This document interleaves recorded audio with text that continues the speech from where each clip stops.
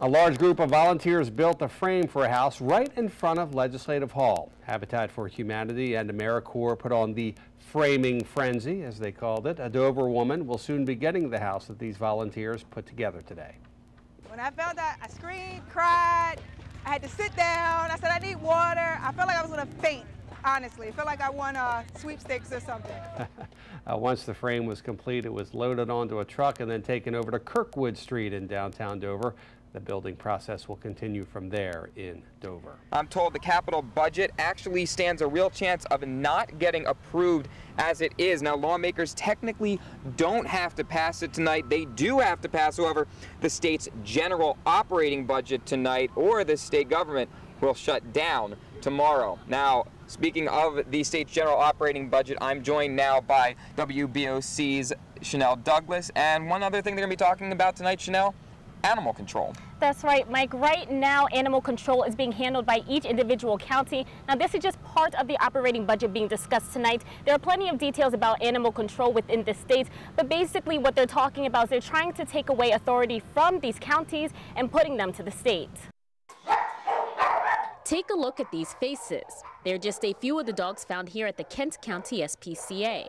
Many of these dogs were found wandering the streets, but as Executive Director Kevin Usselton explains, the state is still deciding who will get authority over handling stray dogs like this one. The fight is over who gets stray dogs in the state of Delaware. Is it the First State Animal Center, which has complete coverage of the entire state, or is it going to go to the Office of Animal Welfare, state-run dog control? It's a battle SPCA is trying to win. If not, that will mean a lot of changes will come to the nonprofit. If we no longer have that, that's 3/4 of our business. So 3/4 of our nonprofit employees will lose their positions. We'll have to shut down our off-sites, shut down our PetSmart Adoption Center, and quit taking in stray families. We'll only be able to accept animals that are given up by their owners who no longer can care for them. Kent County SPCA says if the state takes over, one of the biggest problems would be they don't have a facility. Now, if you lose your puppy like this one, you won't have a central location to find it. It can be anywhere. The state doesn't have shelter facilities, so they're going to pass animals out amongst everywhere, and it'll be very confusing for people to find their pets. Just one of the many problems Kent County SPCA says will happen if they lose control. We reached out to the Office of Animal Welfare. They said they will not give a comment until a decision is made later tonight. Reporting live in Kent County, I'm Chanel Douglas, WBOC News, Dover. WBOC photojournalist Jared Pearman introduces us to one unique group marching to their own beat at this year's State Fair. We try to bring everybody in, not only to perform for them and be zany and crazy, but also have the highest level of drumming, and also try to get everybody involved. My name is Brent Berenshausen, and I'm part of Junk Rock. Hey! This is found sound percussion, so it's all kinds of junk and trash cans and buckets and stuff like that. Anything that we can find that we can make music from. I just want to bang on my drum all day. Here we go! We have a lot of instruments that we just kind of make out of random things, like trash cans. Oil drums, plastic oil drums, pieces of metal, get like some tingy sounds, some crash sounds.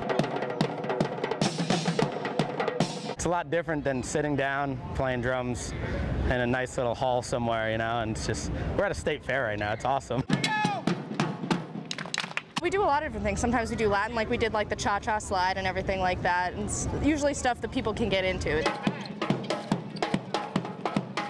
It was great, awesome, the kids loved it. They did the limbo, the cha-cha slide, and they even let one of our employees who plays the drums work on their trash cans as well. When we play for kids, like just like playing and seeing them like making people happy, entertaining is really the best part about it. Best part of being part of Junk Rock has to be actually performing. The energy that the audience gives you is amazing. All the adrenaline and all the energy that the audience gives you, and it's just, that's what makes it fun. The National Guard is on several street corners in Baltimore trying to make sure things stay quiet. James Ladd of Ocean Pines is now a medical professional at the University of Maryland.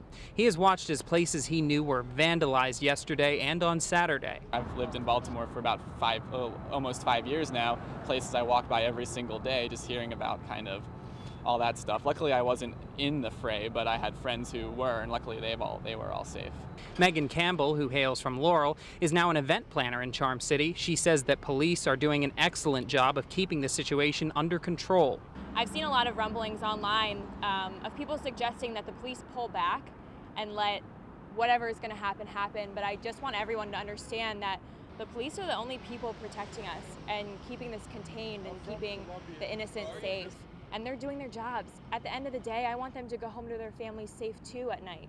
But this is our city, and they're protecting it, and they're protecting the city that we love. Ashley Simmons, a senior at Towson from Hooper's Island, says she's keeping her ear to the ground to stay safe.